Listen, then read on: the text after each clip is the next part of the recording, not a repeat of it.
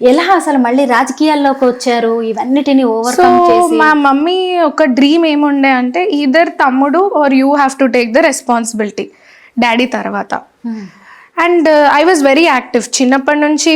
So నేను 6 years ఉన్నప్పుడు first elections అయింది. సో అప్పటి నుంచి I was very active. As a child also నేను వెళ్ళి ఓటేయాలి అని తిరిగేదాన్ని. అయితే అప్పటి నుంచే ఉందన్నమాట. Yes, yes. నాకు అంటే అప్పటి బ్లడ్ లోనే ఉంది ఒకటి. చిన్న బ్లడ్ ఆల్సో. అంటే ఏంటంటే పీపుల్ తోని కనెక్ట్ ఈజ్ వెరీ బ్యూటిఫుల్. అది అర్థమయ్యే వాళ్ళకే అర్థమవుతుంది. And that love you get. ఎప్పుడన్నా బాధలో మనం బయటికి వెళ్ళినా కానీ వాళ్ళని చూడగానే ఒక హ్యాపీనెస్ వచ్చేస్తుంది. అనుకోకుండా రాజకీయాల్లోకి వచ్చారు. అనుకోకుండా ఏం కాదు, ప్లాన్ అని కాదు కానీ యాక్చువల్లీ ఇంత జల్దీ వచ్చే ఇంటెన్షన్ లేకుండే.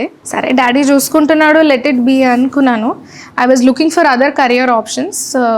MBA చేస్తుండే ఆన్లైన్లో నేను, బికాజ్ ఇల్లు చూసుకోవాలి, డాడీని చూసుకోవాలి. సో ఆన్లైన్లో చేస్తుండే.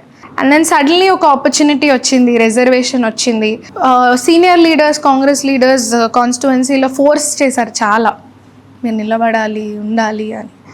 And then my dad also ఎప్పటి నుంచి అయితే కింది నుంచి పైనకి వచ్చిండో he expect us to do the same.